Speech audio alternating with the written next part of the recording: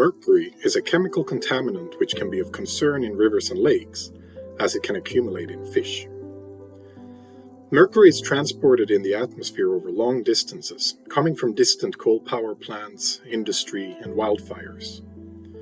Mercury is then stored over long periods of time in vegetation and soils, but under certain conditions, mercury can be mobilized into creeks, rivers, and lakes.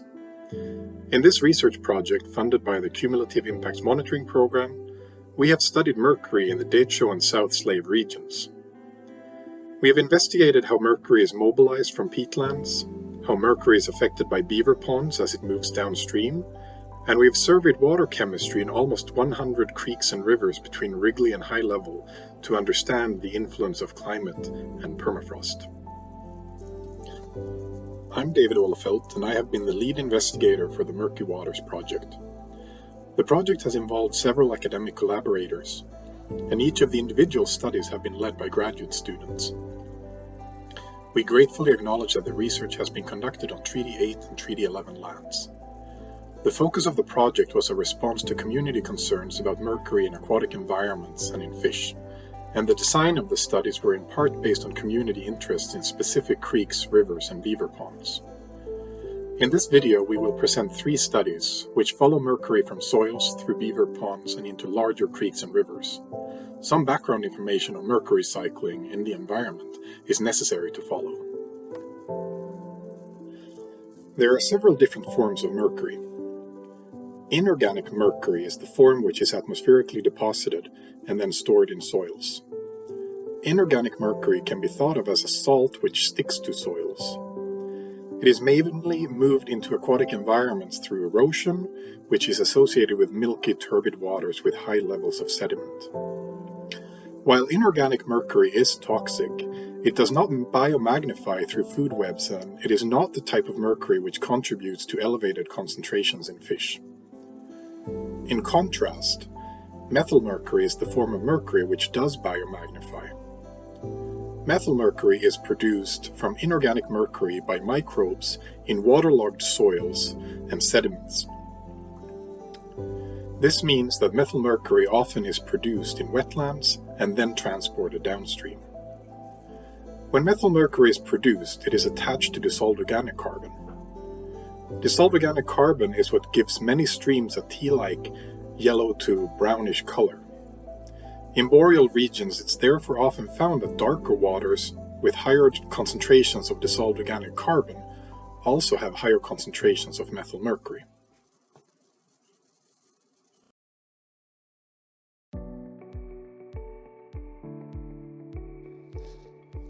I'm Lauren Thompson, and I studied the impacts of permafrost thaw on the production of methylmercury in peatlands during my PhD program. Peatlands are a type of wetland, also known as muskeg, and they cover almost half of the Decho and South Slave regions, strongly influencing water quality in downstream rivers and lakes. Peatlands can support the presence of permafrost in this region due to the thermally insulating qualities of peat. Frozen ice lenses at the base of these peatlands can create raised plateaus on the landscape. These dry peat plateaus are characterized by black spruce forest, Labrador tea shrubs, and lichens.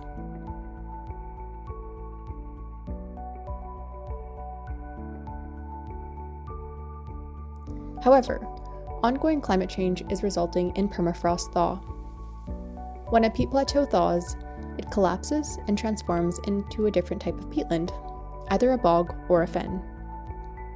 These bogs and fens are both much wetter than the plateaus, and they are dominated by sphagnum mosses and sedges. The difference between a bog and a fen is that fens receive groundwater, which promotes conditions that are much more nutrient-rich. I conducted a study at 3 peatlands, at Smith Creek near Wrigley, at the Scotty Creek Research Station, and at Lutos, south of Hay River. At each site, I measured the concentrations and production of methylmercury in a peat plateau, a bog, and 2 fens.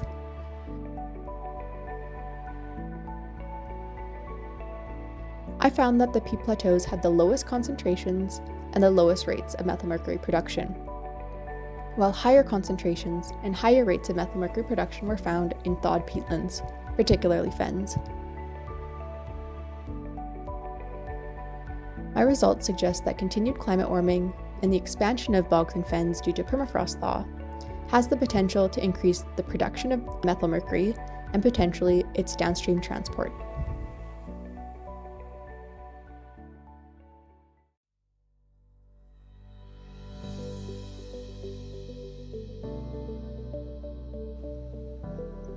I'm Jessica Lacroix, and in my master's research, I've studied how beaver ponds affect the transport of methylmercury.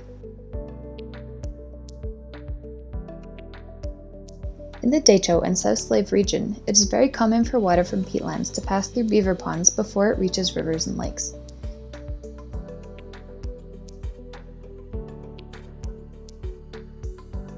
In other parts of the world, it has been found that beaver dams increase concentration of methylmercury downstream of the beaver ponds since they create waterlogged soils which favor the production of methylmercury.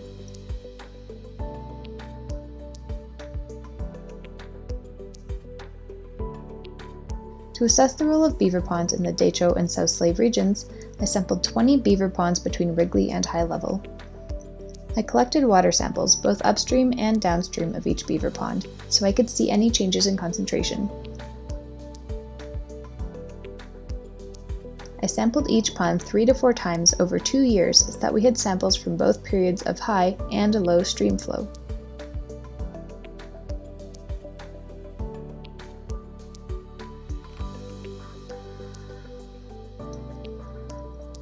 When I sampled during high flow following snowmelt in June, I found that beaver ponds had very little influence on water chemistry. During the low flow periods of late summer, I found that most beaver ponds actually caused reduced concentrations of methylmercury.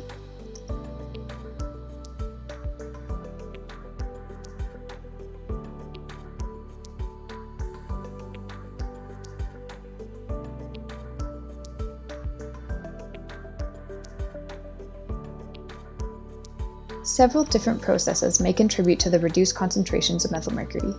It may have been taken up by plants, it may be stored in the pond sediments, or it may have been broken down by sunlight into inorganic mercury.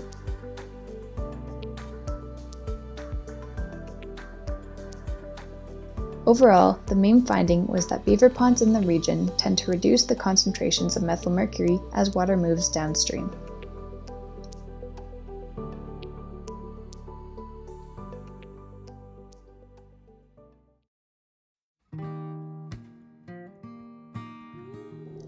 My name is Renee Schuin, and for my master's research, I studied the concentrations of methylmercury and dissolved organic carbon in creeks and rivers across the Taiga Plains. My objective was to determine whether permafrost conditions in peatlands influences the concentration of methylmercury in downstream rivers.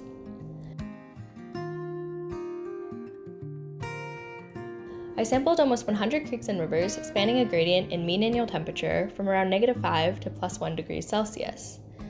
And this meant that watersheds in the northern part of the study region generally had widespread permafrost, while in the more southern regions, permafrost was largely absent.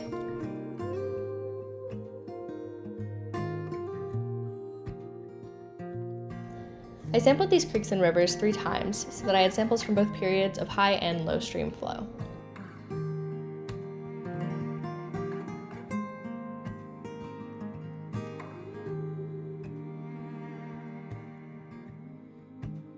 This map here shows the location of the sampling points, along with an outline of each watershed and the distribution of peatlands.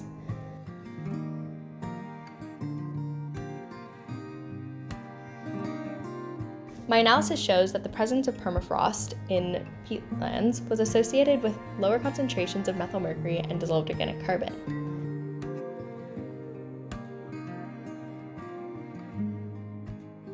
And therefore, the highest concentrations were found in the southern parts of the study region within the Hay River watershed.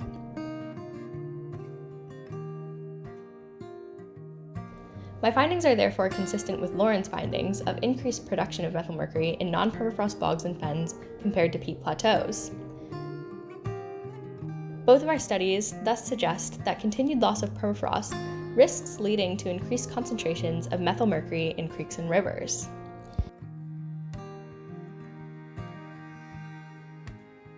It is, however, very important to emphasize that the observed concentrations of methylmercury were all well below water quality guidelines for the protection of aquatic life. However, it should be noted that water quality guidelines for methylmercury do not ensure the protection for higher trophic level fish, given the ability of methylmercury to bioaccumulate and biomagnify within aquatic food webs.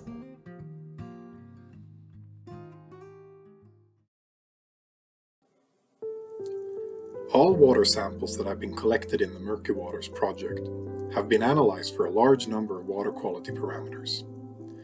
In addition to mercury, methylmercury, and dissolved organic carbon, this includes nutrients, water isotopes, major cation anions, and heavy metals.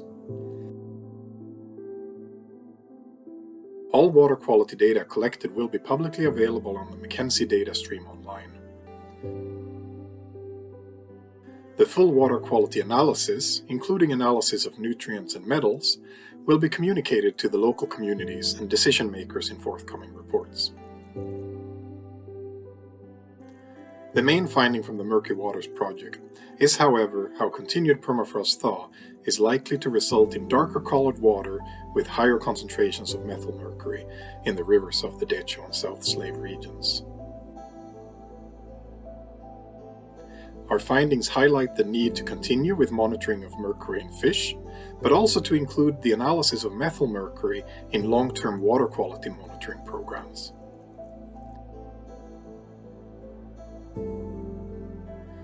Over the last 3 years, my research group has started working with the Decho Aboriginal Aquatic Resources and Ocean Management and the Katlodeche and Deneda First Nations to monitor water quality at a dozen sites within the Decho region and the Hay River watershed.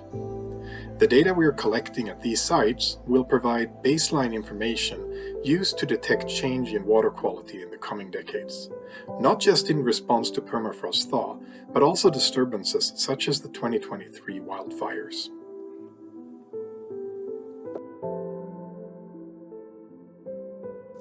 Additional funding for the research presented here has been provided from the NSERC Alliance Grant, Decho Collaborative on Permafrost, and through the bilateral transboundary agreement between the Northwest Territories and Alberta. We look forward to continuing our research on water quality in the region over the coming years.